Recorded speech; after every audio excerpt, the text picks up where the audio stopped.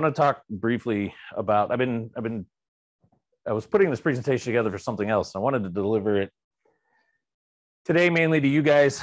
And it's really because most of you guys already know this stuff and you've heard me talk about it, but there was a recent study that came out that got me kind of sidetracked the other day.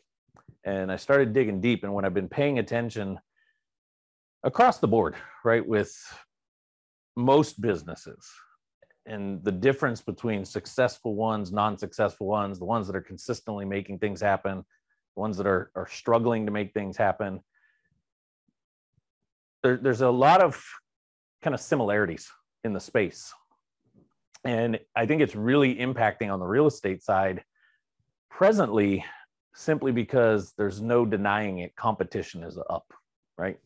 I think competition in the real estate space has been going up since 2011, when I got started over a decade ago in the real estate world. Even then I said, holy crap, there's a lot of people that quote unquote are doing real estate in my market, right?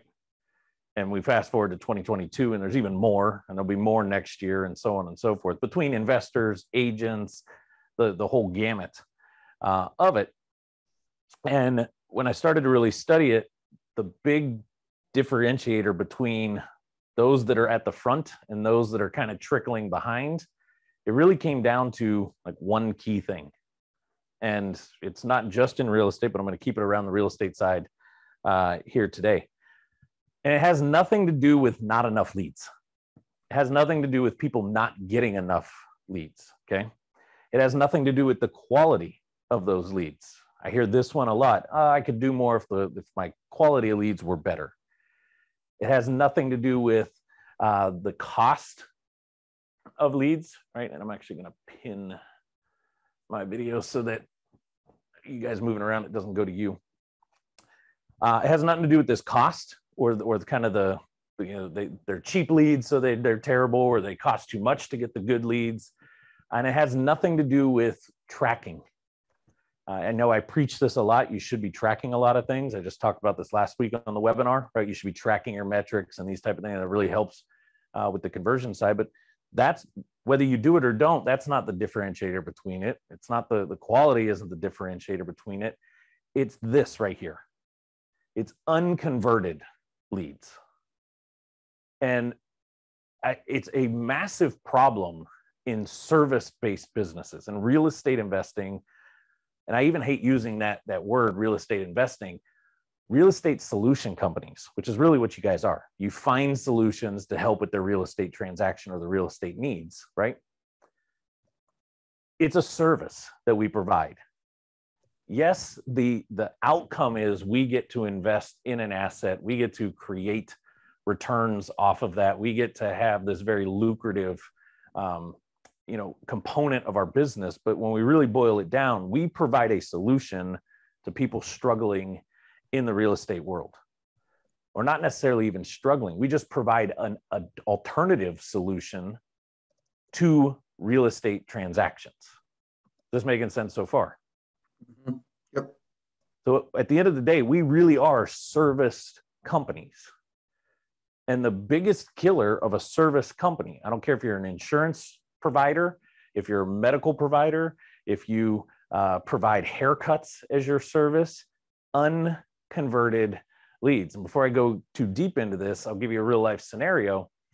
For about the last week, I've been trying to get some things taken care of. We're stepping off July 5th for our big John Muir Trail hike. And there's something that I wanted to have made for Deanna and I's personal brand, the Sierra Life, our blog brand. And I've been calling around all these different embroidery places around here. And I had 2 or 3 of them here in the local market that are part of our chamber that come highly recommended. And I've been reaching out for about the last 2 weeks. And it was shocking that not a single one of them in a 14-day window had reached back out to me. I'm talking messages on their Instagrams, emails to their stuff because it said to email them, sending messages through their website, trying to call them, getting voicemails, never getting a return, these type of things. And I went ahead yesterday and I picked up the phone and I called a friend of mine who does this type of, service, embroidery, silk screening, that kind of stuff. And I already knew she's pricey. That's why I wasn't necessarily going with her. because I wanted just one or two things. She's great for bulk. She's not the best for one-offs or two-offs, right? So I was looking for a better solution for that. So I went ahead and picked up the phone and called her anyway. And I said, hey, I don't know what's going on, but I can't get in touch with anybody else in your industry in this marketplace. And long story short, she ended up, hey, no big deal. We'll figure out a good price. We'll make it work since it's a one-off, two-off. And lo and behold, guess what happened this morning? One of them random companies that I've been reaching out to for the last couple of weeks suddenly shot me an email. Hey, thanks for reaching out. I'd love to talk to you. Why don't you give us a call so that we can schedule a time for you to come in to the shop and talk about what you have. And in the back of my mind, I said, you had me, had you converted me 2 weeks ago, right? So is it the lack of leads, or is it the quality of leads? No, it's just they didn't know how to actually convert, right? And we see this a lot in the real estate space quite frequently. And where I got kind of dug deep into this, where I got sidetracked the other day, is this here is a study that the Harvard Business Review did. And there's some really interesting stats that I want to break down. And I apologize right now if it's boring to look at stats, but I got stupid excited over these stats because it kind of drove home this point, or drove home this theory that I've kind of lived by, and what I thought was kind of the big differentiator around why people have trouble converting opportunities. Now, I'm not going to go through every component of it. I just want to hit kind of the highlights of some things here. But they went through about 3 years worth of data. They did it across a number of different companies, and they really focused in on web-generated leads, anything that happened from the World Wide Web, social platforms, websites, online type activity. This had nothing to do with direct response. They had about 15,000 unique leads that they analyzed, and about 100,000 call attempts that they broke this data down through. So it's not a small sample, but it's also not a monstrous sample. I felt like it was a pretty solid kind of sample to dissect. And they focused in on one big question. And I know it's a little bright with my camera right now, but they said, hey, the one question they focused in on is, what is the best result, right? For the best result for these companies, how should companies respond to their leads? That's what they were trying to get the answer to, was how should service-based companies respond to leads to get the best result? And their mission was, can they maximize results by minimizing the effort? I think that's kind of the name of the game in business. Would you guys agree? We want the best results for the least amount of work, right? We don't want to do a ton to get a greater return. We want to do as minimum as possible and still get a great return out of it. Now, the first area that they focused in on was the best days to make calls. Let me see if I can adjust this really quick. And what they came to find out was, across the days of the week, Monday, Tuesday, Wednesday, Thursday, Friday, Wednesdays and Thursdays was actually the best days to make calls to leads. So again, this was all digital type traffic. So if they've hit them on their Instagram or Facebook or websites or whatever the case, and they're trying to get back in touch with that lead now, what they noticed was leads coming in on a Wednesdays and Thursdays, that was the best time to try to make contact with the person. And this over here was pretty staggering. Tuesday to Thursday is not a big gap, right? We got 1 day in between Tuesday and Thursday, yet the average connection rate was almost 50% higher reaching out on a Thursday versus a Tuesday. That's huge, right? And it's not like they had a small sample here.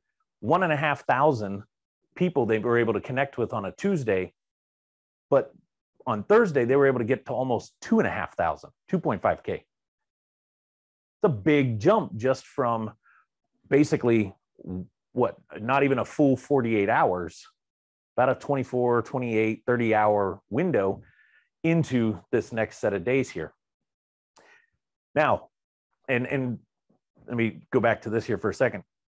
What they were trying to focus in on this, why they were saying Wednesdays and Thursdays, it's hard to read down here in the bottom, but it says, according to similar graphs, Wednesdays and Thursdays are the best days to qualify. And they have an asterisk next to the word qualify. And basically, this is what they were doing on these phone calls. It was the initial kind of outreach, the first time that they're trying to get in touch with this person, post them kind of raising their hand or saying they're interested. And they were going for the qualification aspect. Is this a good lead? Is this a bad lead? Is this somebody that we can work with, not work with, that kind of stuff? And the way they defined the word qualification was, is this person ready and willing to move into my sales process? Right? And you guys have heard me kind of do trainings and talk about, what does your sales funnel look like? What does the sales process look like? Do you just talk to everybody and waste your time doing a full-blown, hey, here's how I'm going to buy your house presentation the first time you talk to them? Or do you qualify them first and make sure it's a good fit, right? And that's basically what they were saying. And they identified that Wednesdays and Thursdays were the best days to have that type of conversation with somebody, to say, hey, is it worth us? Is this a good fit for us to kind of go to the next phase of our process? Now, they also wanted to dig deep into the best time. And this chart right here is, they've got the times across the bottom, 7 a.m. to 6 p.m. And what they noticed was the second best time of the day to contact somebody was down here at 8 a.m. in the morning. It's actually, if you can actually see the full screen, it's about 7:45 to 8:30 in the morning was the second best time. And when I sat back and I looked at that, it started to make sense. What is the majority of people today doing for work? Is it common to be working from home now? Vice going into the office, right? So commute time is gone. So this hour of about 7:45 to 8:30, 8:45 in the morning, Marie, you've got kids. What time do they leave during the school year? What time do they leave to get on the school bus? I got on mute. My kids actually have to be at the bus at 7. Yeah. So if Marie was a prospect, would she most likely be available, done with the kids in the morning, right? Around this 7:45 to 8:30 in the morning window. Yeah, she's kind of getting her day going. Or maybe she's doing the morning commute, right? The joke that I tell Deanna, your morning commute, 5 minutes to the coffee machine by the time you wake up, about 2 minutes for the coffee to get made. And then you got about a 35-second, depending if I get in your way and you've got some traffic, maybe you got about a minute commute to your desk on the couch, right? So they're maybe just getting kind of going. And I know Deanna, she doesn't get started till about 9 o'clock in the morning. So this time frame right here, most likely she's just got her phone in her hand, drinking some coffee, goofing off with TikTok or Instagram, right? Or doing some research on an upcoming trip or something like that, which is why it was the second most best time to get in touch with somebody. The number one times to get in touch with somebody, though, was down here, right around the 4 o'clock window up until about 5:30. And it's really up until about 5:15. When we look at the chart here and we start to see this decline coming through, this right here is about 4 o'clock. And this dot over here is just past the 5 o'clock hour. So you got about a 1 hour window between 4 and 5 p.m. And this started to make sense too when I sat back and looked at it. If, let's say, people were back to work, 4 to 5 p.m., what's typically probably happening to them? Where are they at? Driving back home, right? But with people being more common working out of their house now, at 4 to 5 window, that's about the time they're starting to shut down, but maybe they haven't fully shut down yet, right? They don't have that commute time anymore, so they kind of work a little bit later. I look at Deanna all the time because she's the typical corporate worker. She shuts her computer down maybe by about 5:15, 5:30, something like that, right? But do you really think they're paying attention to too much work towards the tail end of their day with about the last hour to go? No, they're starting to check out. So they had a better chance of actually getting in touch with them, getting a hold of them. It's prior, it's like just before needing to deal with the dinner, these type of things, kid type stuff. So it started to make sense. The best time to hit somebody as a lead is around that 4 to 5 window. And the second best time to hit them is first thing in the morning. And it was this huge gap because they tried through here, this middle of the day kind of window, about the 1 to 2 p.m. versus the 4 to 5 p.m. And there was this huge gap, about 164% chance that they connected, actually 164% more during this 4 to 5 window versus the early afternoon of 1 to 2. Now, time frame, when they talk about response time, it was how long from the second that this lead came in. How long from the time they sent a chat on a chatbot, sent a message through social platforms, filled out a form on a website, tried to call and left a voicemail for a company, something like that. And what they found was that the best response time was within 5 minutes. And this is what like really got my attention. 5 minutes. If they waited out to about 10 minutes, and there's a number of connections versus the minutes here, from 0 up to about 10,000, they made contact with about 9,000 people of that 100 and some odd thousand people they communicated with when they reached out to them within the first 5 minutes. They only made contact with about 2,000 people at 10 minutes. They made contact with probably, I'd call that about 900 people at 15 minutes. And by the time they got to 20, 25, and out to 30 minutes, it was almost non-existent. And here's why this stood out to me. How many of you guys have told a prospective seller that you're going to get back to them in 24 to 48 hours? How many of you guys have the phrasing in your marketing out there that's like, hey, fill out this form and somebody will get in touch with you in 24 to 48 hours? Shoot us a message and we'll get some information to you in 24 to 48 hours, right?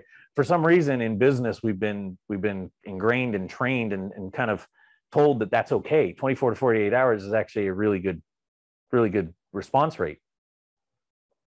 But when they did the study, at 30 minutes, they had a hard time even getting in touch with somebody on the very first call.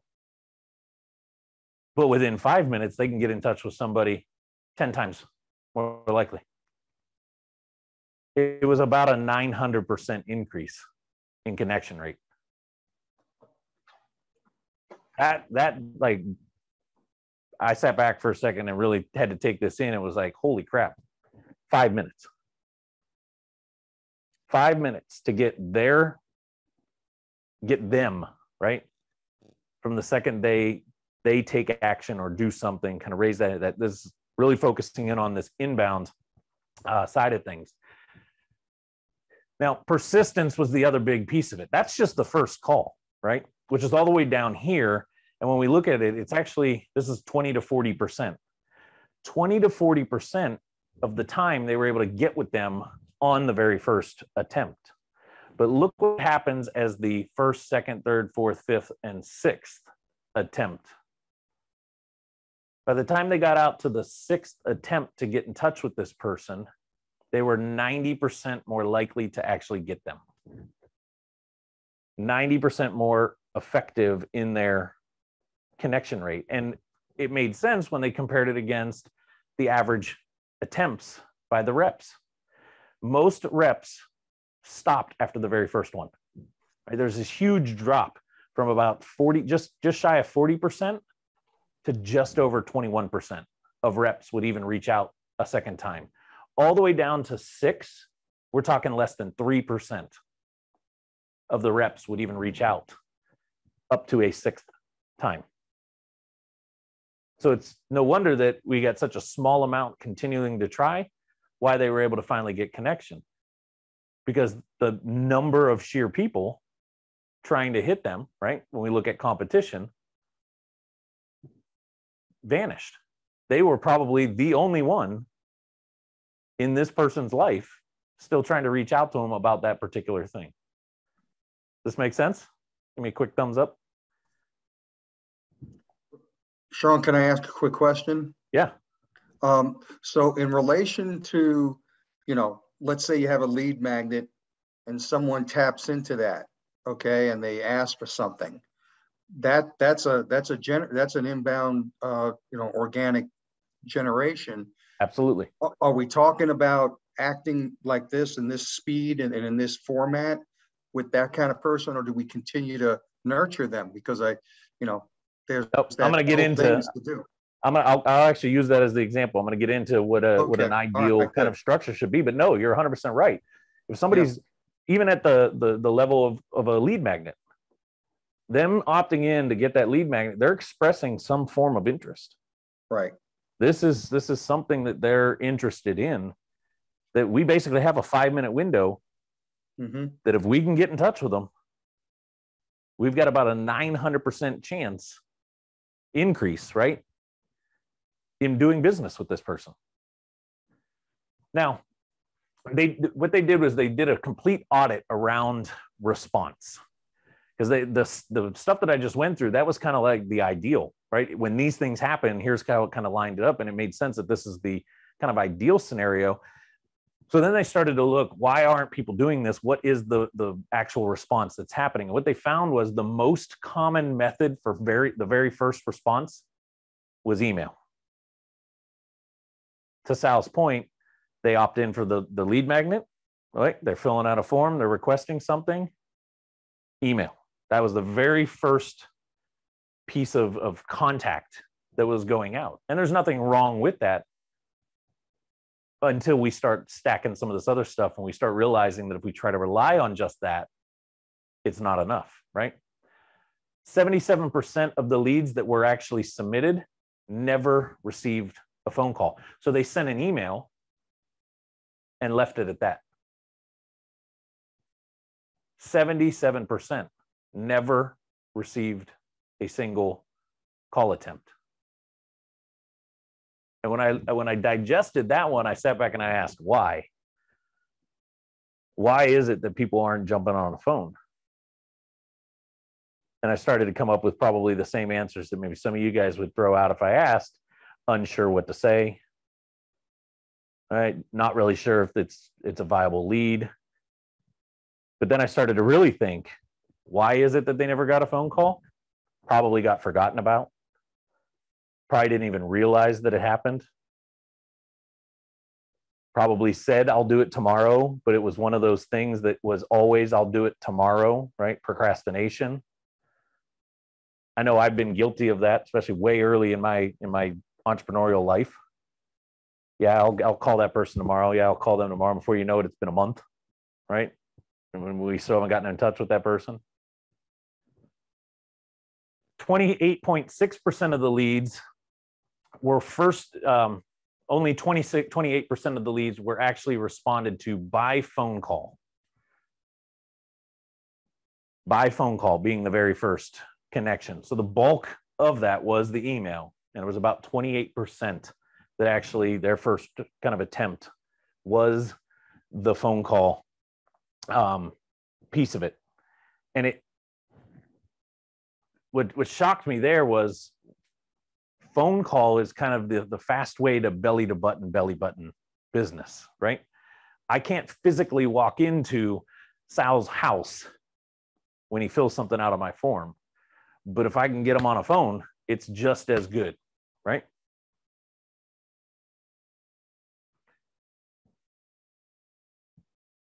This one here kind of just reiterates what I was saying. The optimal response was 5 minutes, but what they noticed, the average phone response time of reps is about 44 hours. And it made sense, right? We say we'll get back to you in 24 to 48 hours. And what's the natural human way of doing work? Put it off to the last minute. And it was about the average of about 44 hours for them to finally pick up a phone and make an attempt, or to reach out via that phone piece of things. And this one goes back to what I said over here. The most common response being the email. 28% of those, a little over 28% of those first emails were simply just autoresponder type emails, which again isn't bad, except they forgot something. Autoresponders often with no call to action. So they're just sending this email, right? But never ending the loop. They're just, hey, Sal, thanks for requesting it. Here you go. Here it is. And leaving it at that. And without that call to action, right? It's that joke that I like to tell sometimes. It's like bringing somebody into your storefront and playing hide the product. Hey, Mickey, welcome to the store. Have fun. Try to figure out where I hid it today. If we even have it, I'm not going to tell you, right? That sounds silly to do, But we're basically, that's what we're doing when we reach out like that, and not telling them what's next, what's going to go on, right? This one just kind of really emphasizes down on the average number of touches across their study was about 4.4. Notice I said out to 6, they got some really great results. The recommended is all the way out to 12. And basically the way to look at this is until somebody tells you they're not interested, they've figured it out, they've gone with somebody else, right? Screw off, get out of here, stop bothering me. Until they tell you something like that, they're still a prospect. They're still somebody that at some point raised their hand with you. And until you're out to this 12th, 10, 11, 12th mark, you need to look at them like it's still a viable option. And just know that the deeper in that you get, the less competition you're actually dealing with. Because the majority of people won't do this. The majority of companies won't spend this kind of time. Why? The squirrel effect. Right? Oh, we got another opportunity over here. I'm just going to go pay attention to that one. Oh, this one just popped. Oh, I just saw this house over here. Let me try to go get that one over there. That one's too hard to work. Screw it. If they want something, they'll call me back. I'm already over here looking at something different, right? So how do we solve the problem? You guys have heard me talk about this like crazy. You need to engage how they want to engage. But you can't just expect that they'll engage the way they want to. You need to ask them. If somebody goes and fills out that form, Sal, to download the lead magnet, and you've got multiple ways that they can engage with you, on that thank you page, tell them, hey, here's the different ways that we would love to talk about how we could help you with the information that you just downloaded. Feel free to send us a message in a chat. Feel free to text us, give us a call at, these type of things. And then I'd be 100% open and say, one of our, put a better name to this, but in essence, one of our representatives, right, one of our team members is going to be reaching out to you in the next couple of minutes. And I'll talk a little bit about the wording of some messages here in a second. But you got to position yourself and put yourself in a way where they can just engage with you how they want to engage with you, not trying to force somebody into just one way. The second way to fix all of this is follow up quickly. I don't care if you got to go tattoo this on your arm, right down the forearm where you see it every day. 5-minute connection, 5-minute connection. Your goal should be within 5 minutes or less. Getting a phone ringing anytime you have any viable lead. Opt in on a website, message to a social platform, anything. If you have an ability to call, you've got their phone number, don't sit around and wait. Get on that phone and call them. 3, this is why we love Lead Vault, the automation element. There are some automations that we can leverage to help with this. We cannot automate the phone call. We physically have to be the one, but we can leverage some automation to make sure we're getting in front of them within 5 minutes or less, right? Not necessarily the communication aspect, but notifications, assignment to team members, these type of things, being aware. Remember, I go back to why weren't some of these people making these calls? Why weren't some of these things happening? The excuses were probably, I didn't know about it, I didn't see it, I wasn't aware of it, right? These type of things. Automation can help with that piece. Now, the ideal outcome is this: an email and text message within 30 seconds. So imagine right now, somebody's on your website, they fill out one of your forms, they download a lead magnet, they go request a copy of your book for free, whatever the case is, 30 seconds or less, text message and email going out. What I personally would put in that is, hey, username. So, hey, Mickey, thanks for requesting our blah, blah, blah, blah, blah form. I just shot it over in your email.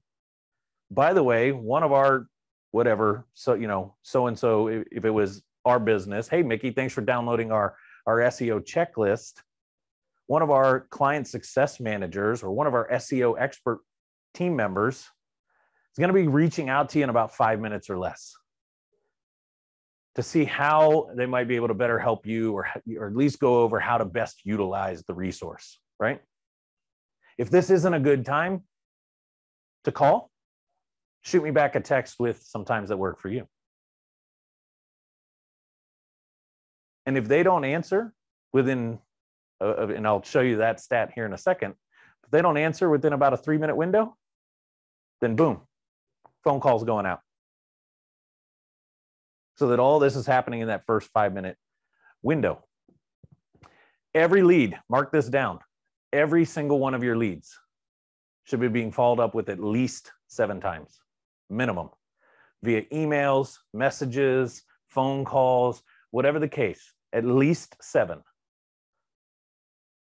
until they tell you to go away, right? If at time number 2, you get in touch with them finally, or they finally answer back and they say, I'm not interested, change my mind, whatever the case, and it's no longer a prospect, that's fine. But until those words come out of their mouth or they're doing business with you, until it gets to number 7, you cannot look at it as a dead opportunity. That makes sense? You guys have seen this graph before. Those that are with us and work with us closely. But when I break it down, basically what's happening here, right? I don't care where the traffic's coming from. This particular diagram has stuff like search and AdWords and that kind of stuff.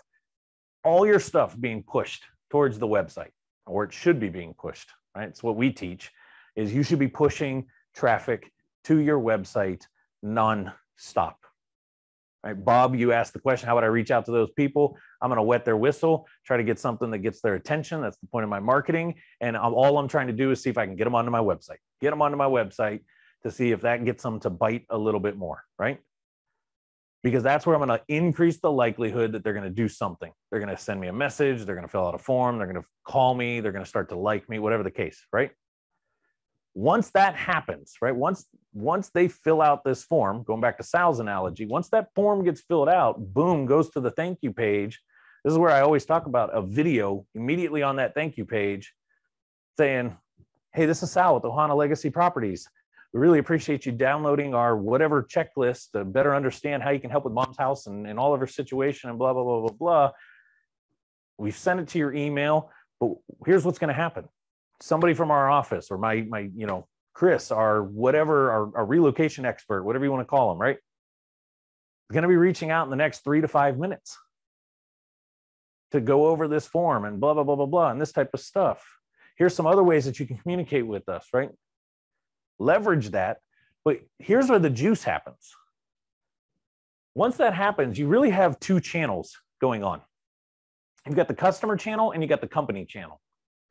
The customer, things need to be being sent to them. Text message, email, immediately, 30 seconds or less, like I said, right? Kind of saying the same thing that maybe even that thank you page said. But here's where it really gets, the money's really made is in the company side. Immediately, you should be having, those of you that are Lead Vault users, you should be having notifications hitting inside your Lead Vault account. You should have notifications hitting your personal, whether it's email or what I prefer is I get text messages. When somebody does something on our website, they chat with our chatbot, they fill out a form, they request the SEO checklist, doesn't matter what it is, they message back. I get a text message on my cell phone that says, hey, Sal just did this. Here's what he said. Hey, Sal just filled out this form, and here's his name, his phone number, his email. Bob just did this, and here's their details. Here's their property address, so on and so forth, right?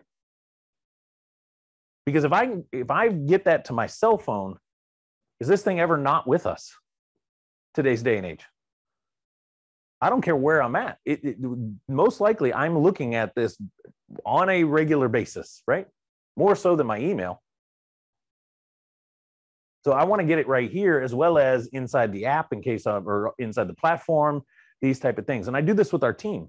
I have automations in place, and when certain things happen, they get pinged immediately, boom, so that they can stay on top of it, make sure that they're kind of reaching back. Big thing I want to hit here is this stat right here. Actually, these bottom two. 50% of leads end up going with the first person to respond to them. You might have gotten in touch with somebody, but if they've also been talking to somebody else and that somebody else was before you, it's a good chance, right, that they're going to stay with that person. Not saying that we can't get them over, we can't sway them, we can't change their mind, but 50% of the time, and I know how some people would think, the optimistics out there in the world, they're like, yeah, well, there's 50% of the time that they'll end up coming with me anyway. It's a crapshoot, right? It's like flipping a coin, whether they're going to come to you or not, by you not being the first one. I would rather just be the first one and increase that chance that I'm that one, right? This one right here, this is why we love text messaging so quickly. That's why I say that text message in the 30-second window. 98% of text messages get opened. 98%. Very few times do people just delete a text message. They at least open it. I don't know how much you guys know about email marketing. A good email open rate is about 20% to 25%. If I can get 20 to 25% open rates on marketing style emails or blast emails going out, that's a really good campaign. Typically, it's going to be somewhere in that 10, 15, 18% range. Whereas text messages, 98% of the time, I'll at least get it opened. But then this was always the stat that I've come to love. 95% of the time, not only is it opened, but it also gets responded to within 3 minutes. This is why I say if you hit them with a text message within the first 30 seconds of them doing something, and you're planning on giving them a call within the first 5 minutes, you've got about a 3-minute window from the time that text goes out that they might answer you back.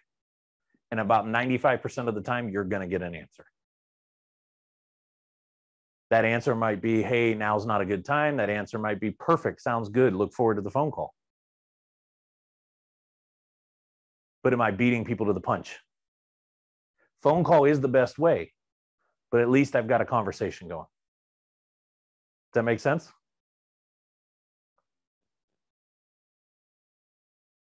Now, I was building this slide to also do a presentation to sell Lead Vault, but I don't think I need to sell Lead Vault to you guys.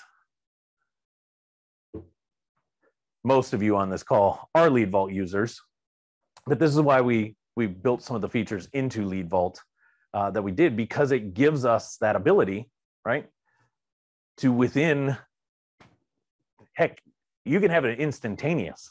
Now, that'd be a little freaky, but it could be the second that button on that submit button on a form gets hit, text message fire.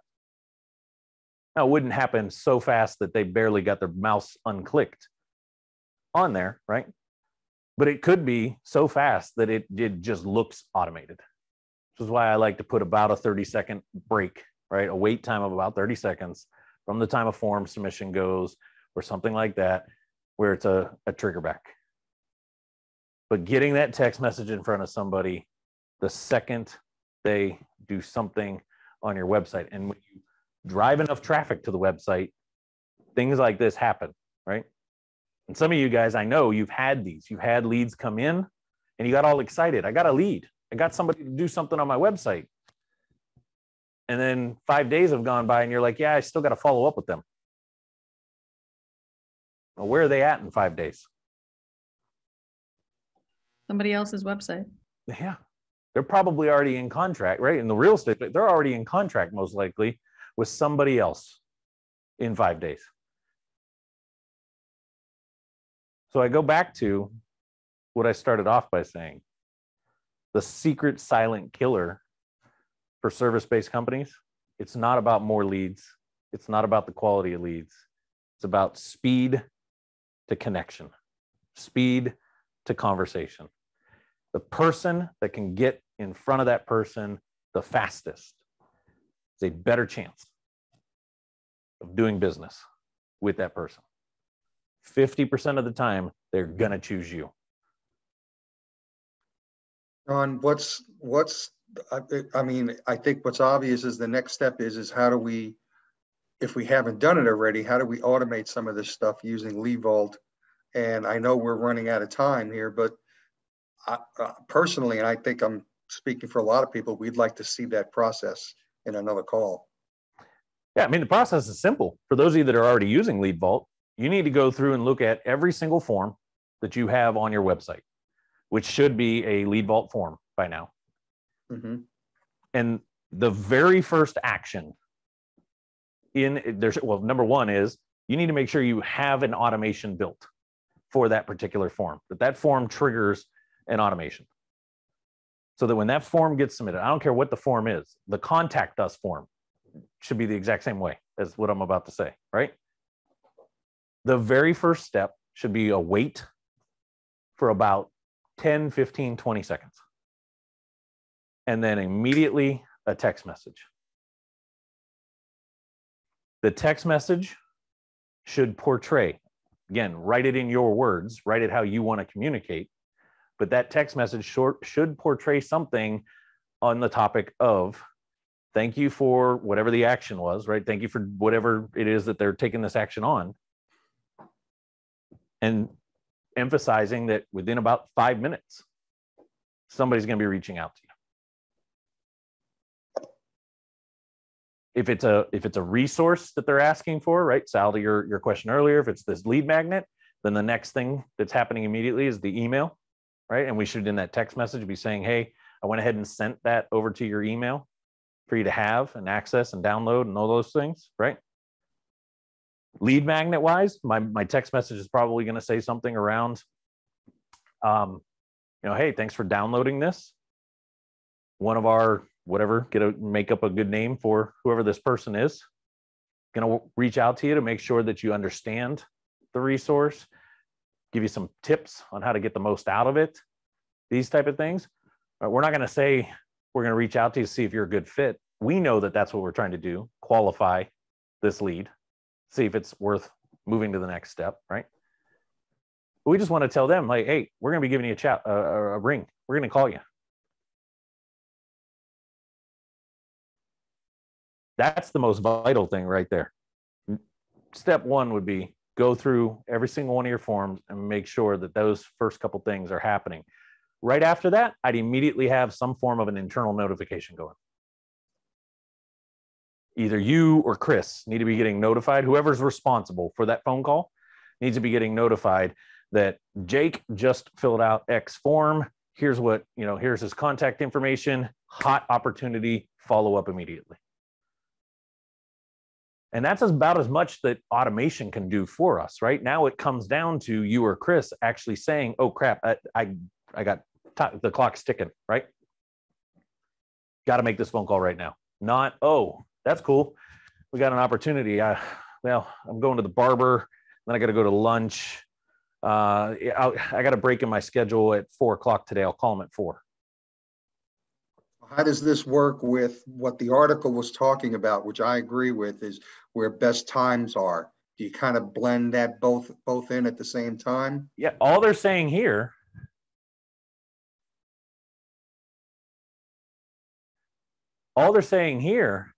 was this was the best time to get in touch with them. Okay. But that doesn't negate that the first 5 minutes right is the hot moment. Is that cold outreach then, like versus leads coming into your website? Remember, this is data across all the way out to about 6 to 7 attempts. Yeah. So they're just saying that the best time, like where they saw the best results, was between 4 and 5. Gotcha. But it doesn't negate the fact that in that 5-minute window, it didn't matter what time it was, inside a 5-minute window, they had a substantially better chance of getting them on the phone. So the 5-minute rule weighs a lot heavier than whether it's 8 in the morning or 4 in the afternoon. That's what it's basically saying. Correct. Now we also, go back to this chart over here.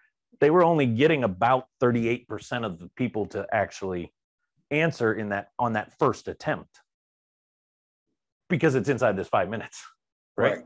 Outside of that 5 minutes, this goes down. There's no way that this is at 38% outside of 5 minutes. But they noticed that as they reached out more and more and more, they got a better chance. They were connecting with more people, right? So as you're going into your second, third, fourth, fifth follow-up, now this is where this comes into play. Okay, I tried to get them in the first 5 minutes. I actually didn't get in touch with them, or they messaged me back and said it wasn't a good time, or they did answer and it just wasn't a good time to talk. Okay, the best time now to continually try and continue to prospect is around this 4 to 5 window.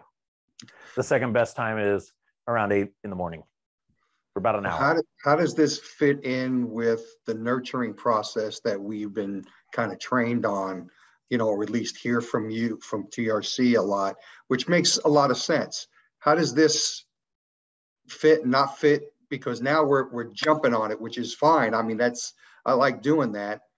And then how does the nurturing process fit in? Nurtures for those people right here that didn't answer. Okay, gotcha. Nurtures what continually is keeping something in front of them. Nurtures for the one that I tried 6 times, 7 times, 9 times and still didn't get with them. And I've got them in this just forever long, long ass nurture sequence.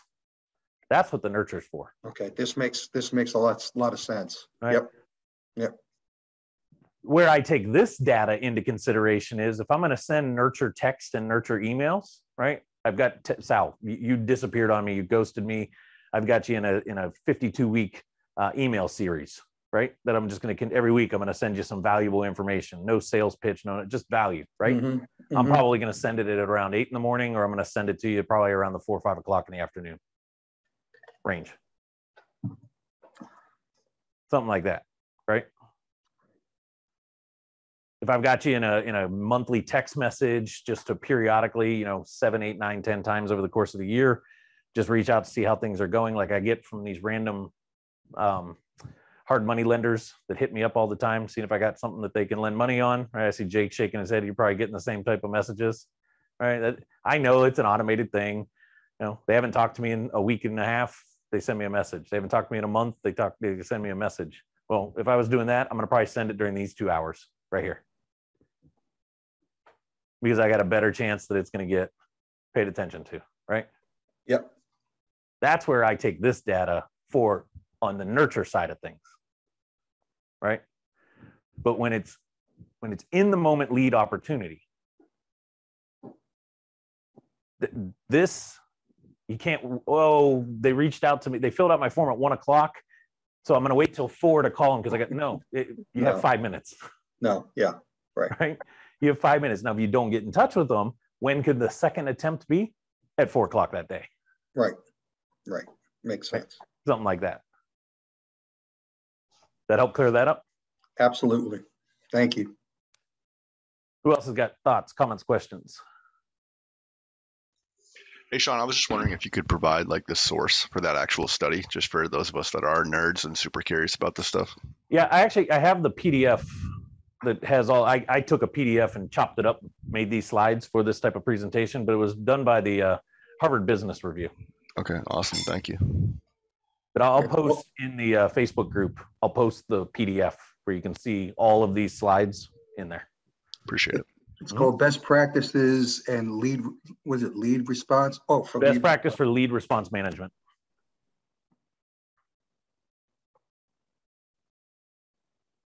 Thank you. Mm-hmm. Anybody else? Anything? Thoughts, comments, questions, any of that? So what about when you get that guy that fills out your form at 2 o'clock in the morning? That's where automation has to kind of help us out, right? So going back to kind of what Sal asked, right? Obviously at 2 o'clock in the morning, am I going to be able to respond in 5 minutes? No, but being able to get a text message and an email in front of them instantly with an internal notification that just happened, because guess what I'm going to be doing by 8 o'clock in the morning then? Calling them. That's right. Yep.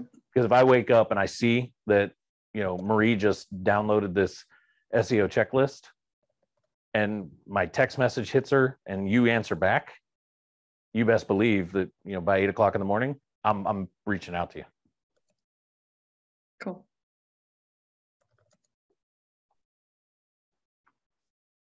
Anybody else? Anything? So for the automations on that same note, can you set up like an if then, like with an exception and a condition? So if it's after business hours? You couldn't do it.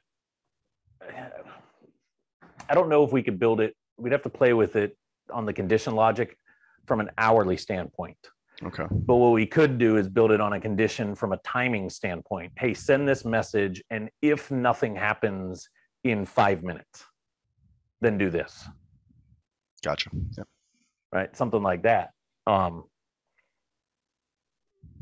be curious to look if we can do it based on time of day. Hey, if it's between these hours, send this, and if it's between these hours, send this.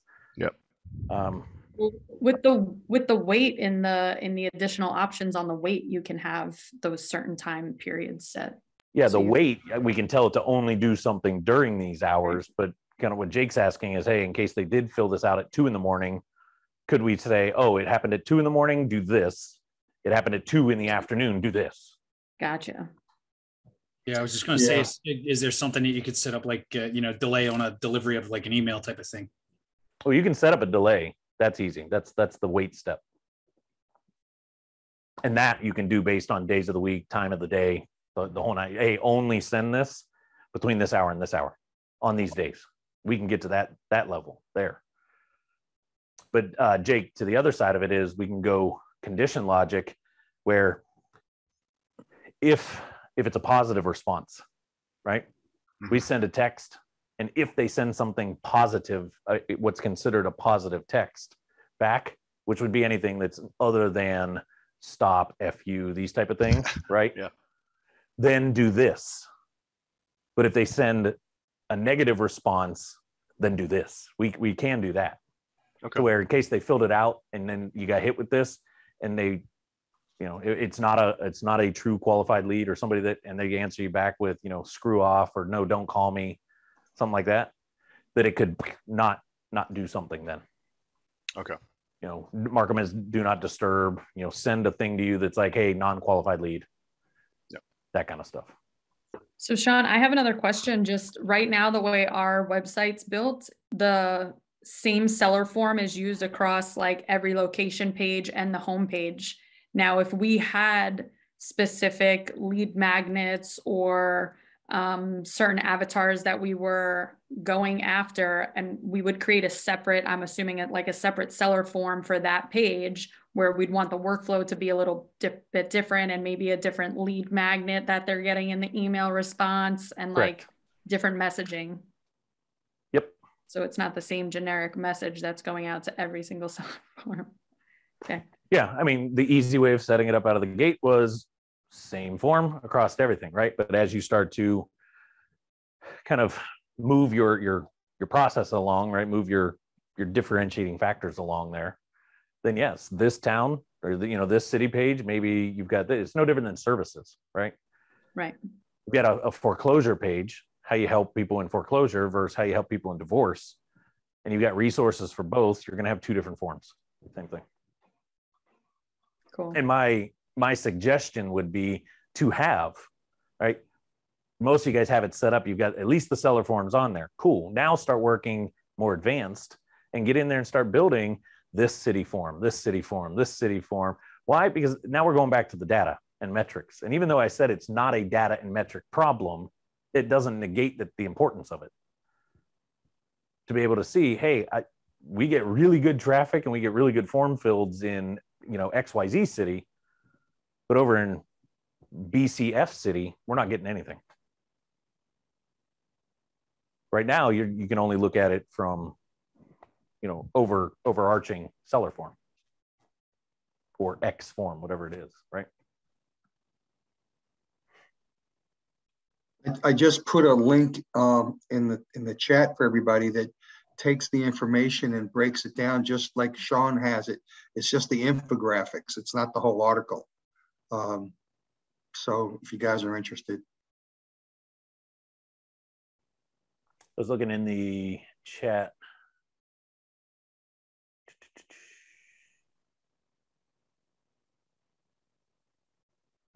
I don't see any questions in there. Okay, anybody else? Let me do this.